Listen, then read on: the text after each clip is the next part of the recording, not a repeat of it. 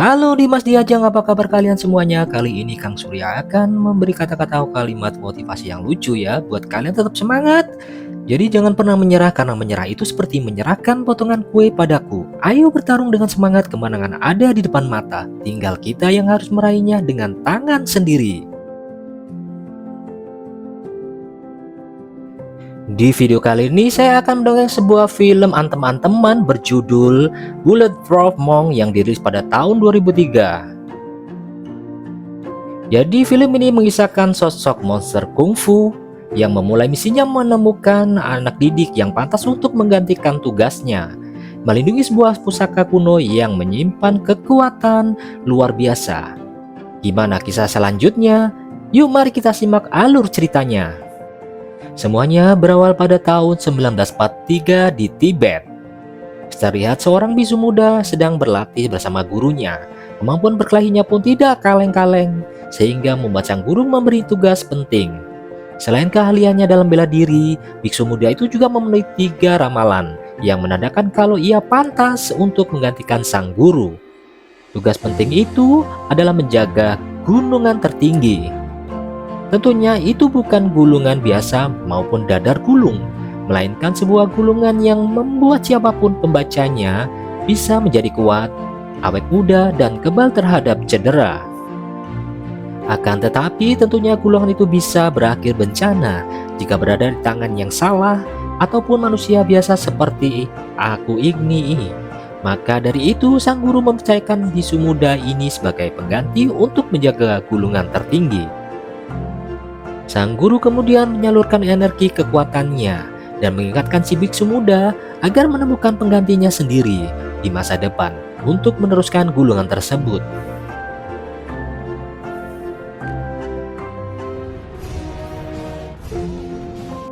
Namun tak lama kemudian, Willy mereka diserang oleh tentara Jerman Nazi yang dipimpin oleh Kolonel Struckers.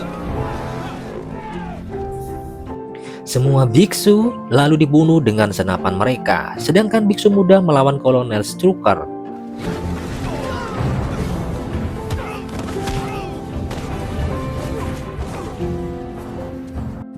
Serangan yang dilakukan oleh Strucker tentunya terkena mereka mengincar gulungan sakti itu. Beberapa kali tembakan lalu dilepaskan, namun biksu muda berhasil menghindar sampai akhirnya ia melarikan diri dengan cara terjun dari atas tebing.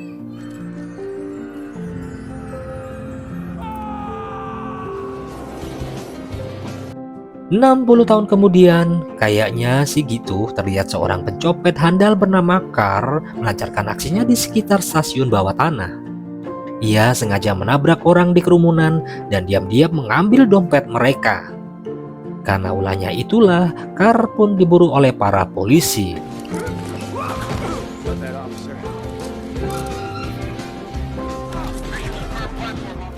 Di sebelah sana, bisu muda yang berada di sekitar situ juga dikejar-kejar oleh beberapa pria yang diyakini sebagai pengsuruh Kolonel Strucker. Bisu muda itu Carl lalu bertabrakan hingga membuat seorang gadis kecil jatuh ke jalur kereta. Keduanya pun dengan sigap menolong gadis tersebut.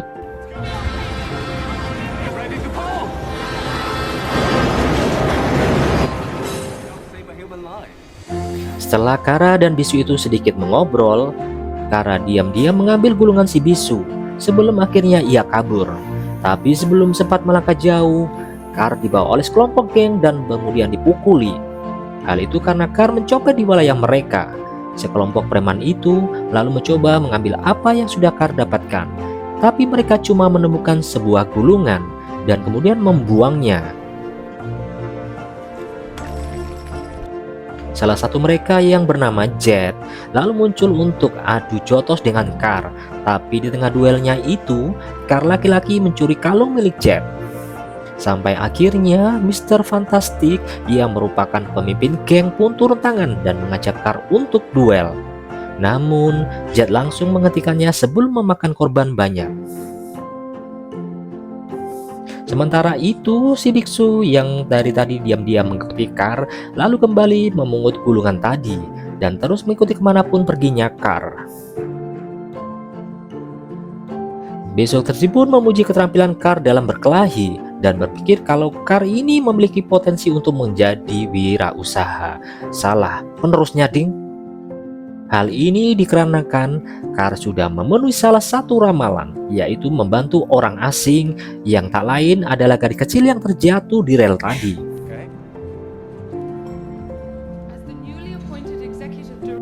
Keesokan harinya, Jet menghadiri pameran di Museum Hak Asasi Manusia yang dipimpin oleh cucu dari Stucker, yaitu Naina. Pamerannya itu sengaja dibuat untuk mempeloroti usaha kakeknya yang masih mencari gulungan tertinggi.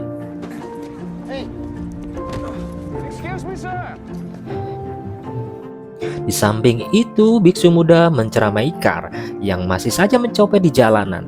Lalu tak lama kemudian munculnya Jet yang menegur Kar karena kemarin diam-diam mengambil kalung Jet. Akan tetapi pertemuan mereka terganggu karena muncul para bodyguard Stucker mengejar si biksu.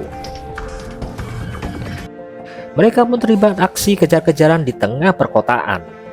Langkah lincah si biksu saat menghindari para musuh pun membuat Kar terkesan.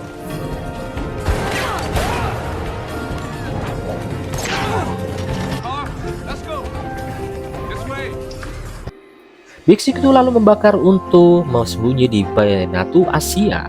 Keduanya bersembunyi di ruangan bawah tanah yang ternyata di dalamnya menampung sekelompok bisu. Di situ, si bisu bertemu dengan kenalannya yang bernama Tenshin. Cerita gulungan tinggi saat 60 tahun yang lalu tentunya tak asing di telinga para bisu.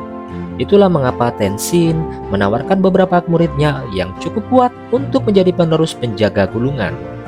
Namun si biksu menolaknya secara halus dan menjelaskan kalau untuk menjadi penerusnya maka kau harus memenuhi 3 syarat yang sesuai dengan keramalannya. Sementara itu, Jet pergi ke tempat tinggal Kar untuk meminta kembali kalungnya. Akan tetapi di sana, Jet cuma bertemu dengan bosnya yang bernama Mr. Kojima. Jadi Jet pun meninggalkan secerik kertas yang berisi alamat rumahnya agar secepat mungkin Kar bisa menemuinya. Di sisi lain, si biksu membawa Kar ke gedung kosong untuk menunjukkan beberapa teknik bela diri untuk mengajarinya. Tetapi di tengah itu orang-orang pesuruh Stucker kembali muncul menggunakan helikopter dan melakukan serangan ke mereka. Keduanya pun langsung lari ke atap gedung. Si biksu lalu menitipkan tas berisi gulungan itu ke Kar dan memintanya agar tak menghilangkannya. Dengan kemampuan bela dirinya, Kar menjatuhkan para musuh-musuh satu persatu, sedangkan si biksu melompat ke helikopter untuk menaklukkan orang-orang di dalamnya. Karena kekacauan itu, senjata mereka mulai menembakkan peluru ke segala arah hingga mengenai antena. Disitulah kaki Kar tersangkut kabel antena dan hampir jatuh dari gedung. Untungnya si biksu langsung terlompat dari helikopter dan menolong Kar. Namun sayangnya gulungan itu terjatuh kemudian diambil oleh Naina. Naina serta antek-anteknya pun langsung pergi dan menyerahkan gulungan itu ke Stucker. Tapi siapa sangka Stucker yang sudah bersemangat baca gulungan itu malah tercengang setelah melihat isi dari gulungan bukanlah kalimat mantra, melainkan bahan-bahan untuk membuat soto mie. Stucker pun mengamuk dan meminta Naina untuk membakar maupun si bisu ke hadapannya. Singkat cerita, saat Naina sampai ke tempat Kar, ia hanya bertemu dengan Mr. Kojima yang menolak mengatakan keberadaan Kar. Jadi mau tak mau Naina pun membunuh Mr. Kojima.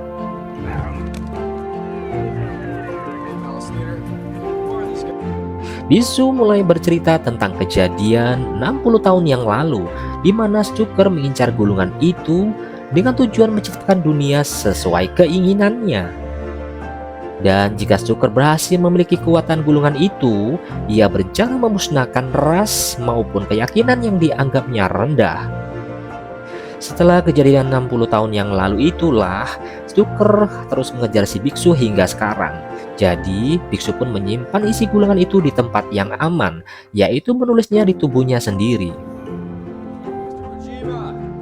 Pinter juga si biksu ini, coy.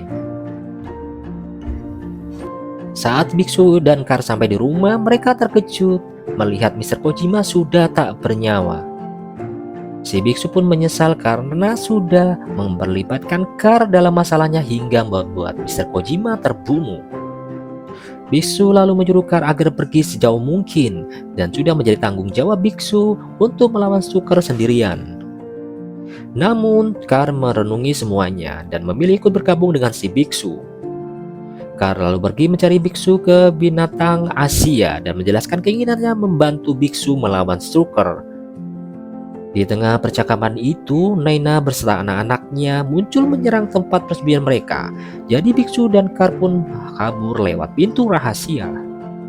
Sedangkan di sisi lain, Tenshin memilih berkhianat dengan menunjukkan ke Naina kemana biksu dan Kar kabur. Hal itu karena Tenshin berpikir kalau Strucker mau berbagi kekuatan gulungan tertinggi. Naina dan beberapa antek-anteknya pun mengejar biksu serta Kar, sedangkan sebagiannya lagi membawa para biksu ke fasilitas Strucker. Di sana para biksu yang tak mau memberi informasi tentang gulungan tertinggi akan langsung disiksa. Di samping itu, Kara yang sudah menerima alamat Jet langsung pergi ke rumahnya untuk meminta bantuan. Tapi sampai saat di sana, Kara cukup terkejut melihat rumah Jet yang besar dan fakta kalau Jet merupakan anak dari mafia Rusia yang saat ini sedang dipenjara. Si biksu yang melihat takdir pertemuan Kara dan Jet pun berpikir kalau itu menjadi tanda kedua ramalan mulia, yaitu bertarung demi cinta. Di waktu yang sama, Naina muncul sambil melemparkan bom ke arah mereka, kemudian menembakkan bius ke biksu dan membawanya ke hadapan Strucker. Sementara Jet memilih untuk ikut serta membantu biksu bersama Kar. Jet lalu memperlihatkan mobil anti pelurunya dan beberapa senjata serta bom koleksi milik ayahnya.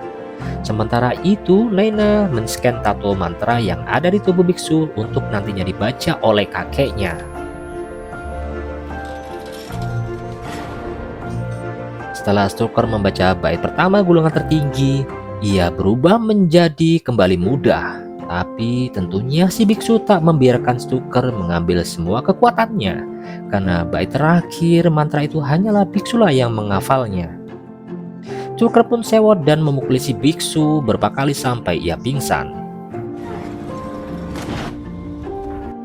Di samping itu, mobil anti peluru datang mengalihkan perhatian para anak buah Strucker, tapi saat dilihat, di dalamnya hanya ada patung yang sudah dilengkapi dengan bom. Selang beberapa detik, mobil itu pun meledak dan menjatuhkan beberapa anak-anak buah Strucker. Sedangkan Jet dan Kar menginap masuk seluruh saluran air. Namun di waktu yang sama, Strucker mengaktifkan saluran airnya sehingga membuat Kar hanyut dan terpisah dari Jet.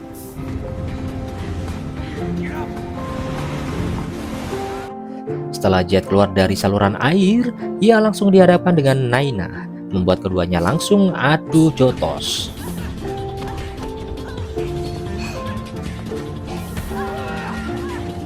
Tak lama kemudian, Kar kembali muncul dengan tubuhnya yang basah dan melawan Strucker. Tapi kini kekuatan Strucker yang semakin kuat mampu melemparkan Kar sampai terpental jauh.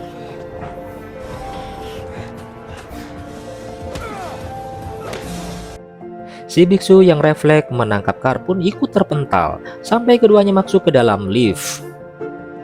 Saat mereka baru saja membuka lift, Strucker muncul di depan mereka dan kembali melempar Kar.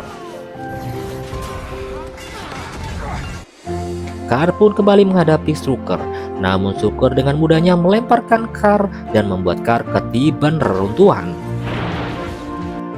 Melihat muridnya dikalahkan begitu saja, biksu pun tak tinggal diam. Ia menunjukkan kalian bela dirinya melawan Strucker menggunakan besi.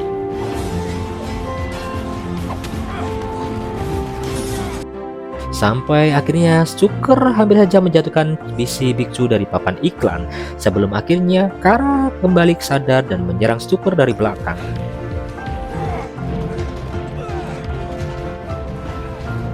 Tetapi Strucker mampu membalikkan keadaan dengan mencekik Kar sekuat mungkin dan berniat untuk menjatuhkannya. Sebelum itu, Strucker mengajak biksu bernegosiasi. Ia akan melepaskan Kar jika biksu bersedia memberi bait terakhir dari gulungan tertinggi. Namun si biksu tak menjawabnya dan malah meyakinkan Kar kalau ia mampu mengalahkan Strucker.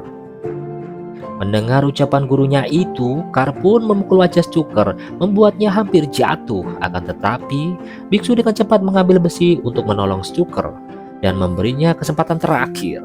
Tetapi tangan Stuker merosot dan ia jatuh di antara kabel-kabel listrik. Kini mereka kembali berkumpul dengan biksu yang lain. Si biksu kemudian menunjukkan Kar sebagai penerusnya yang akan menjaga gulungan tertinggi. Hal itu karena Kar sudah membantu membebaskan mereka dari Stuker dan menunjukkan kalau itu syarat ketiga dalam ramalan mulia. Biksu lalu memindahkan kekuatannya ke Kar, sehingga membuat si biksu kembali ke tubuh aslinya yang tua. Tapi ternyata masalah mereka belum usai, karena terlihat kalau Stuker masih hidup. Saat Stuker melepaskan tembakannya ke arah mereka, Kar menunjukkan kemampuannya dengan menendang Stuker hingga terkena patung. Tak sampai di situ, patung itu pun jatuh tepat di atas Stuker dan berakhir mengakhirinya. Tapi tanpa disadari, tembakan yang dilemparkan oleh Stuker mengenai Jet hingga membuatnya tak sadarkan diri. Selang tak lama, Jet kembali sadar karena ternyata ia juga mendapatkan kekuatan gulungan tertinggi. Seperti layaknya Kar, Jet juga memiliki ramalan mulia dan kekuatan itu juga ditransfer ke tubuh Jet. Kar dan Jet yang kini menjadi sepasang pun resmi dijadikan penjaga gulungan tertinggi.